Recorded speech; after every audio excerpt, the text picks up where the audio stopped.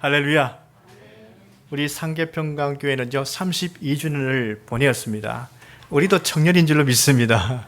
우리 교회 하나님께서 함께 하셔서 젊은이들답게 또 잘 감당할 수 있기를 간절히 주 이름으로 축원합니다. 우리 하나님께서는요 모든 세대 또 모든 사람들에 대해서 생각하시고 또 관심을 가지고 계십니다. 시편 8편 말씀을 보시면요, 하나님은 모든 사람을 생각하사 영화와 종교의 관을 씌우셨다고 말씀하고 있습니다. 그런데 유독 그 중에 청년기에 있는 젊은이를 통해서 역사하신 경우가 성경에 많이 기록되어 있습니다. 아브라함과 야곱으로 시작된 그 이스라엘의 시작은요, 이제 그 이스라엘이 민족을 이루어야 했습니다. 근데 그 일을 위해서 70명의 이 야곱의 가족들이 애굽의 고센 땅으로 와야만 했었습니다. 그런데 그 귀중한 일의 역할을 청년 요셉이 감당했습니다. 이 요셉이 거기에 도달되기까지는 고독한 노예 생활을 보내야만 했습니다. 또한 억울한 감옥 생활도 참아내야만 했습니다. 근데 그가 그 자리에 오르기까지 그 모든 시련을 인내한 그 이유가 무엇이겠습니까? 하나님이 주신 그 꿈의 뜻을 두었기 때문이었습니다. 또한 다니엘과 동시대 사람으로서 나라를 이뤄서 신바벨론 제국으로 포로된 에스겔이 있습니다. 그의 나이 30세 때의 청년기였습니다. 남바벨론의 그발 강가에서 하나님의 소명을 받습니다. 이미 나라는 황폐된 상태였습니다. 이스라엘은 마른 뼈와 같았습니다. 그런데 그의 사명은 마른 뼈 같은 이스라엘 사람들에게 여호와의 생기를 불어넣어서 군대가 되게 하는 대언자의 사명이었습니다. 이스라엘을 일으켜 세워야 한다는 그 뜻을 그가 두었기 때문에 그 절망스러운 상황 속에서도 그 일을 감당했습니다. 또한 사도 바울을 보시면 그도 청년기 때 택함 받았습니다. 예수님도 청년기 30세에 공생의 사역을 시작했고 구속 사역을 마치신 분이십니다. 우리가 젊음을 아름답다고 말하지 않습니까? 하나님께도 젊음은 아름다운 것입니다. 특히 어떤 젊음을 아름답고 또 귀하게 보십니까? 시편 110편 3절 말씀 보시면요, 주의 권능의 날에 주의 백성이 거룩한 옷을 입고 즐거이 헌신하니 새벽 이슬 같은 주의 청년들이 주께 나오는도다 말씀하고 있습니다. 말하자면 그 삶이 순전하고 깨끗하고 또한 정의로움을 행하고 있는 젊은이, 또한 하나님께서 맡기신 그 사명, 그 비전에 헌신하고 있는 젊은이, 이러한 청년들을 향해서 하나님은 생기 있는 새벽 이슬 같은 존재라고 말씀하고 있습니다. 하나님께서 청년 세대를 귀하게 여기신 것을 보면서 일찍이 우리 교단은 1982년도에 청년 세대를 공감했습니다. 그래서 그들에게 시대적이고 역사적이고 선교적인 사명을 고취시키기 위해서 청년주의를 제정했었습니다. 말하자면 청년 세대야말로 다른 세대들이 이룰 수 없는 창의성을 가지고 있고 또한 꿈에 대한 도전을 통해서 역사를 변화시킬 수 있는 힘이 있기 때문입니다. 우리나라 역사에도 이미 증언된 것입니다. 우리나라 근대화를 이루는데 초석이 된 YMCA를 보십시오. 영국에서 시작된 YMCA는 영국이 1844년도에 산업화로 인해서 사회가 혼란되었고, 그래서 이 젊은이들이 다시 영국 사회를 정신적으로 영적으로 깨우고자 세운 것이 바로 YMCA입니다. 우리나라인 1903년도에 들어왔습니다. 그래서 황성 기독교 청년회란 명칭을 두었고 우리나라 근대화를 이루는데 지대한 역할을 감당했습니다. 여러분, 또한 독립운동사를 우리가 보게 되면 그 독립운동을 주도한 사람들, 유관순을 비롯해서 다 청년들이었습니다. 이러한 사실들을 볼 때에 다시금 우리는 청년들의 이 존재감을 받아주어야 되고 그들의 설 자리를 주어야 합니다. 그래야 우리 사회와 우리 교회가 희망이 있습니다. 오늘 성경에 나타난 다니엘 시대도 마찬가지입니다. 다니엘을 소년이라 성경은 기록되어 있지만 어린 아이를 말하지 않습니다. 이 구약 시대의 소년이란 10대 후반부터 30대 초반까지를 말합니다. 그런데 다니엘이 큰 나라 바벨론 사람들에게 대처한 행동을 보면 성숙한 청년임에 틀림이 없는 것입니다. 바벨론을 포로된 유대의 나라가 누구 때문에 그 하나님의 주권 신앙을 다시 나타내었고 유대의 나라의 정체성을 회복시켰습니까? 청년 다니엘 또한 그의 세 친구 때문이었습니다. 때는 유다 왕 여호야김 나라를 다스린 지 3년이 되었을 때입니다. 바벨론 왕이 그 느부갓네살이 예루살렘을 에워쌌습니다. 이 여호야김은요, 거셈 바벨론에 의해서 항복을 당하게 되지요. 힘이 약한 유다는요, 속절없이 강한 바벨론에서 점령을 당하게 됩니다. 유다를 점령한 바벨론 사람들은 이렇게 생각했을 것입니다. 바벨론 신이 유다를 이겼다고 그렇게 소리를 쳤을 것입니다. 그러나 우리 하나님께서는 뭐라고 말씀하십니까? 유다의 굴욕감과 바벨론의 자신감을 정정해 주십니다. 다니엘서는 어떻게 기록되어 있습니까? 1장 2절에 주께서 유다 왕 여호야김과 하나님의 전 그릇 얼마를 그의 손에 넘기심에 라고 말씀하고 있지요. 우리 하나님께서 다니엘서에 이렇게 기록하게 하신 그 이유가 무엇이겠습니까? 유다에게는 굴욕감을 가지지 말라, 그리고 바벨론에겐 교만하지 말라 하는 말씀입니다. 지금 유다가 바벨론의 포로가 된 것은 유다가 약했고 바벨론이 강했기 때문이 아님을 하나님이 말씀하고 있습니다. 이것은 주께서 하신 일이라 말씀하십니다. 주께서 유다를 바벨론에게 넘겨주었기 때문이라 하시는 것이죠. 유다가 하나님의 백성답게 하나님을 향한 신앙을 순수하게 지키지 않았기 때문이라고 하나님이 그렇게 말씀하시는 겁니다. 그래서 주께서 하셨다 이렇게 말씀 기록되어 있는데, 이 말씀은 느부갓네살 왕이 세상의 주관자가 아니라 하나님이 주관자이시라 하는 뜻을 하나님이 밝히시는 것이죠.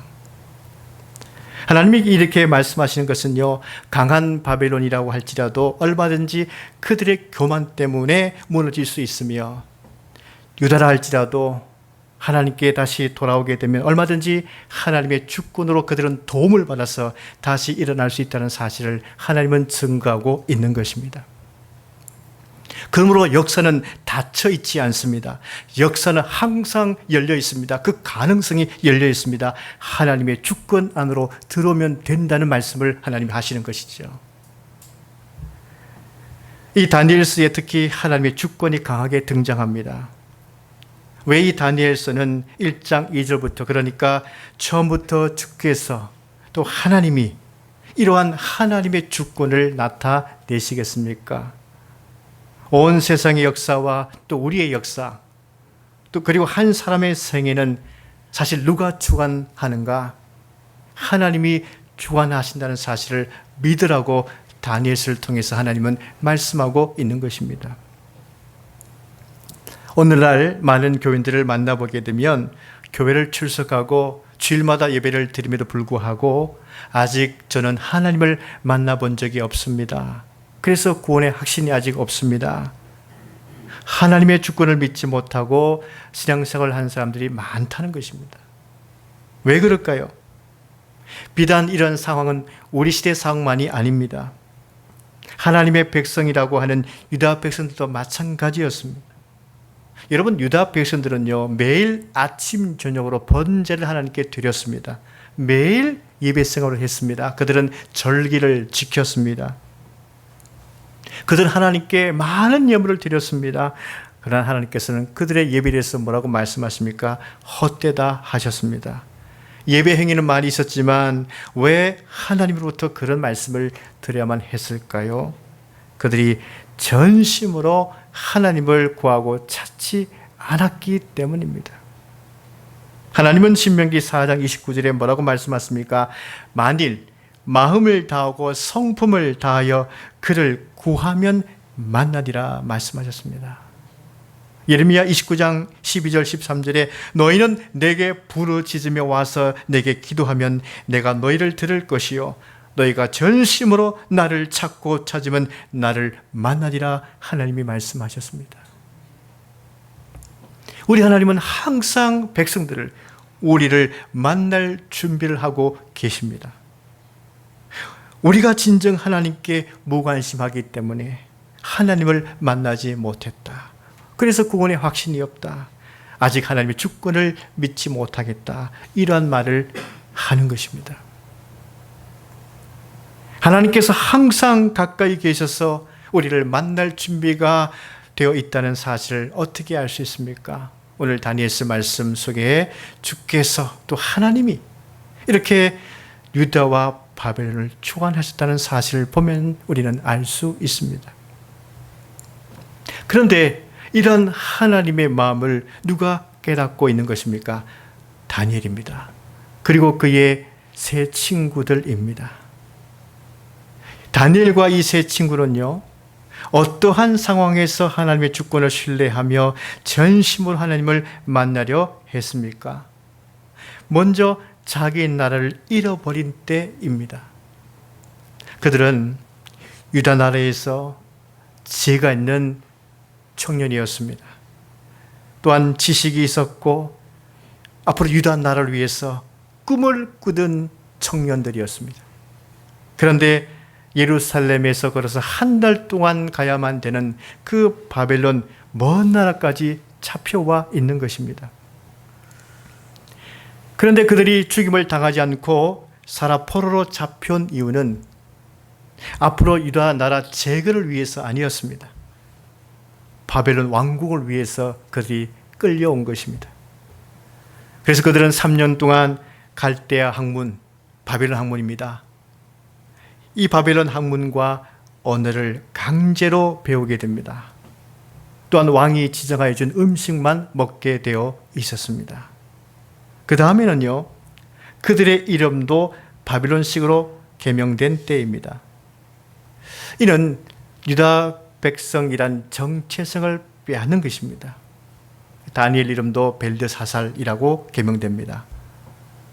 본래 이 다니엘은 하나님은 나의 재판장이시다, 그런 뜻입니다. 근데 벨드사살은 벨이여 나의 생명을 보호하소서. 하나님 이름 대신에 바벨론 이름의 신 벨이라고 하는 신의 이름이 다니엘 이름에 들어가게 됩니다. 그러니까 바벨론 왕 느부갓네살 왕은요, 유다 청년들의 정신과 신앙을 철저히 바벨론화 시키려 했습니다. 이런 상황에서 바벨론 다니엘은 어떻게 함으로써 하나님의 주권 신앙을 드러내게 됩니까? 그는 먼저 뜻을 정합니다. 그런 뜻을 정하되 하나님은 하나님을 바라는 자를 결코 버리지 아니하신다.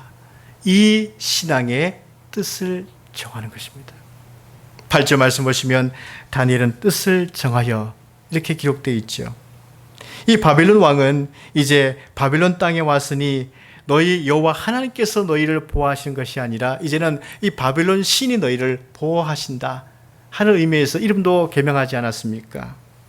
그런데 그들이 바벨론식으로 이름을 개명할 때 다니엘은 어떤 마음을 정했습니까? 너희들이 내 이름을 바꿀지라도 내 마음 안에 있는 뜻은 바꾸지 못한다. 이런 마음의 결단을 했습니다. 여기서 다니엘이 뜻을 정했다 하는 이 뜻이라고 하는 것은요, 마음이란 뜻입니다. 마음입니다. 마음을 결정했다는 것입니다. 다니엘은 내 마음만큼은 더럽히지 않겠다 결단했습니다. 이 말은요, 하나님을 모독하는 행위는 하지 않겠다는 것입니다.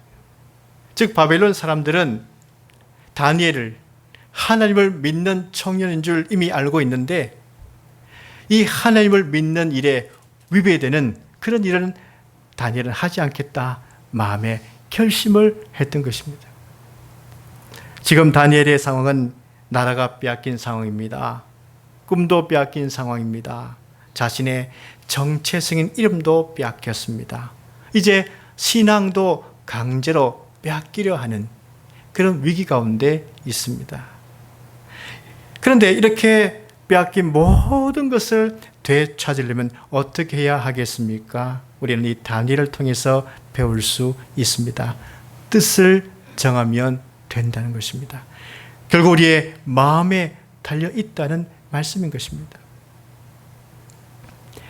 프랑스의 작가 생텍쥐페리의 어린 왕자의 한 대목을 보게 되면 이런 내용이 나옵니다.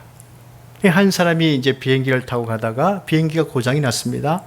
사막에 불시착을 하게 됩니다. 그는 조난되었습니다. 이제 구조되기만을 기다릴 수밖에 없습니다. 근데 사막인지라 물을 마실 수가 없지요. 그러니까 바닥에 천을 깝니다. 새벽에 내리는 그 이슬을 먹고 버팁니다. 며칠이 지나도 구조될 기미가 보이지 않았습니다. 그는 이제 생을 포기하려고 했습니다. 그런데 문득 생각이 났습니다. 조난당한 것은 내가 아니라 나를 애타게 기다리는 나의 가족들이라. 내가 이대로 여기서 죽으면 내 가족들이 조난당한다. 내가 그들을 위해서라도 내가 살아 있어야겠다. 그는 구조될 때까지 사망에서 버티며 살아 있었습니다. 그가 그 어려운 상황 속에서도 그 바꿀 수 있었던 것은 무엇 때문이었습니까? 바로 뜻을 세웠기 때문인 것입니다. 사실 우리는 고난의 시대일수록 뜻을 세워야 하는 것입니다.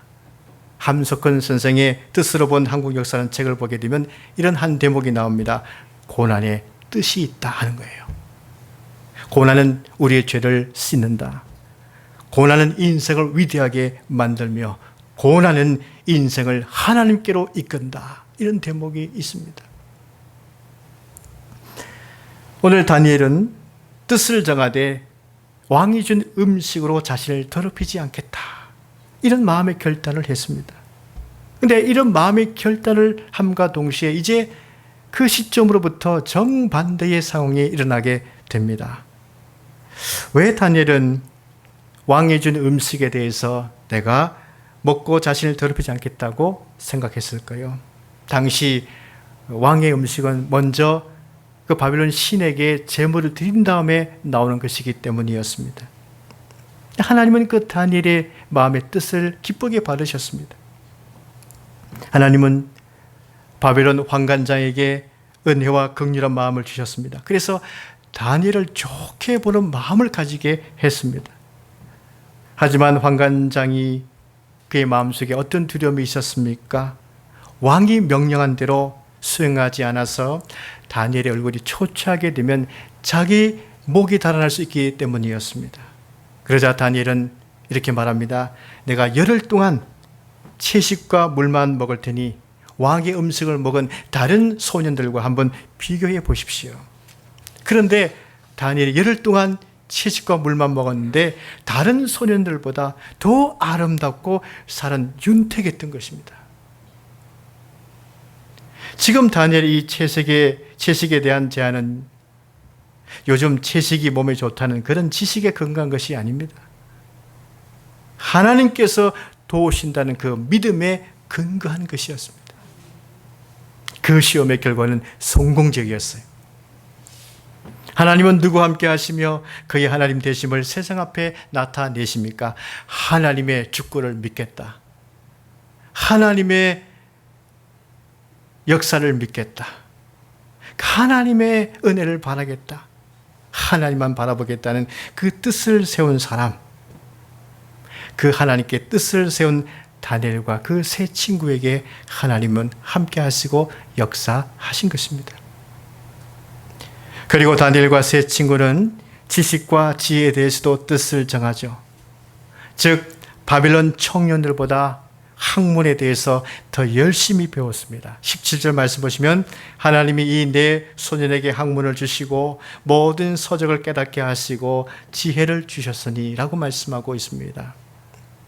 우리가 성경을 보게 되면 분명히 모든 면에서 부족함에도 불구하고 승리하게 된 사건들이 많이 기록되어 있습니다. 다윗과 골리앗을 보면 알 수 있죠. 사실 이 다윗과 골리앗 이 사건을 보게 되면 우리 하나님께서는 초자연적인 하나님의 역사를 일으키시지만 자연 법칙을 무시하지 않는다 하는 사실도 우리에게 깨닫게 해주십니다. 다윗이 골리앗을 넘어뜨린 것은 그가 두려움없이 만군의 여호와의 이름으로 믿음으로 나아가 물맷돌 하나를 던졌기 때문입니다. 그래서 그 돌이 골리앗 이마에 맞게 되어졌죠. 그래서 골리앗이 넘어졌습니다. 그런데 여러분, 다윗이 평소에 한 번도 연습해 보지 않았는데 다윗이 맞출 수 있을까요? 그냥 믿음으로 던진다고 맞춰질까요? 이 말은 다윗은 평소에 양떼들을 지키기 위해서 수도 없이 물맷돌 던지는 연습을 했던 사람이란 뜻입니다. 평소에 물맷돌을 많이 던지는 연습으로 숙련된 것은 바로 자연 법칙입니다. 물맷돌을 믿음으로 던졌을 때에 골리앗의 이마에 맞춰졌다는 것은 하나님의 초자연 역사가 함께 했다는 뜻입니다. 여러분 시편 126편 말씀 보시면 눈물을 흘리며 씨를 뿌리는 자는 기쁨으로 거두리라 말씀하고 있죠. 고린도전서 3장 말씀 보시면 나는 심었고 아볼로는 물을 주었으되 오직 하나님께서 자라나게 하셨나니 말씀하고 있습니다. 우리가 이 초자연적인 하나님의 역사를, 이 하나님의 열매를 우리가 경험하고자 한다면 우리는 이 자연 법칙 안에서 열심히 뿌리고 심고 물을 주어야 하는 것입니다. 많은 연습을 해야 되는 것입니다. 많이 던져봐야 되는 것입니다. 여러분, 그래서 하나님을 믿는 신앙이라고 하는 것은 내가 열심히 뿌리면 하나님께서 그 심은 대로 거둔다. 반드시 기쁨의 열매의 단을 거두게 하신다 하는 이 신앙이 하나님 믿는 신앙인 것입니다. 이제 하나님께 뜻을 세운 다니엘과 세 친구는 어떻게 3년간 왕궁에서 지내게 됩니까? 하나님이 이미 나와 함께하고 있다는 사실, 채식만 먹어도 물만 먹어도 아름답고 윤택했다 하는 이것이 증명되어졌습니다. 그렇다고 이 소년들이 태만했습니까? 그들은 더욱 열심히 갈대 학문을 갈고 닦고 배우고 연습했던 소년들이었습니다. 그들은 언어를 열심히 익혔습니다. 이 다니엘은 영적인 차원에서만 거룩한 뜻을 세운 것이 아니라 지식과 지혜에 대해서도 뜻을 세운 것입니다. 이 말은 영적인 면에서 세상의 영들을 이끌 뿐만 아니라 지식과 지혜 차원에서도 세상 사람들을 이끌 수 있어야 되겠다는 그 뜻을 세웠다는 것입니다. 그러기 위해서는요, 기도 열심히 해야 됩니다. 또한 열심히 학문을 배워야 하는 것입니다. 실제 3년이 지났습니다. 이제 왕이 정한 기한이 찼습니다. 모든 소년들이 왕 앞에 서게 되었습니다. 왕은 많은 질문을 했습니다. 왕이 묻는 모든 것에 누가 대답했을까요? 다니엘과 이 세 친구는 뛰어난 바벨론 사람들보다도 10배나 지혜롭고 총명이 있었습니다. 그래서 왕이 묻는 모든 질문에 다 대답했습니다. 다니엘과 이 세 친구는 그 암울한 시대에 하나님 앞에 영적인 거룩함의 뜻을 세웠던 청년들이었습니다. 그리고 지식과 학문, 지혜 배움에 대해서도 뜻을 세웠습니다. 하나님을 믿는다고 우리가 훈련받는데 열심히 하지 않으면 안 된다. 더 열심히 해야 된다. 하나님 믿기 때문에 더 열심히 훈련해야 된다. 이런 뜻을 세운 것이죠. 하나님은 그들에게 함께 하셨습니다.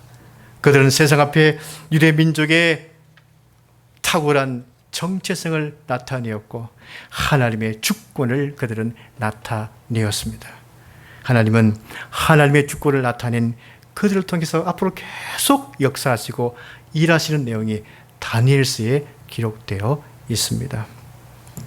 사랑하는 성도 여러분, 어려운 시대일수록 우리가 소망을 가지고 이겨낼 수 있는 그 방법은 무엇입니까? 이 다니엘과 같이 하나님의 주권을 믿겠다는 뜻을 세우는 데 있습니다. 그리고 지식과 지혜를 얻기 위해서 노력하는 데 있습니다. 그러므로 하나님이 함께 하시는 우리 교회, 우리 청년 세대가 되시기를 주의 이름으로 간절히 축원합니다. 기도하겠습니다.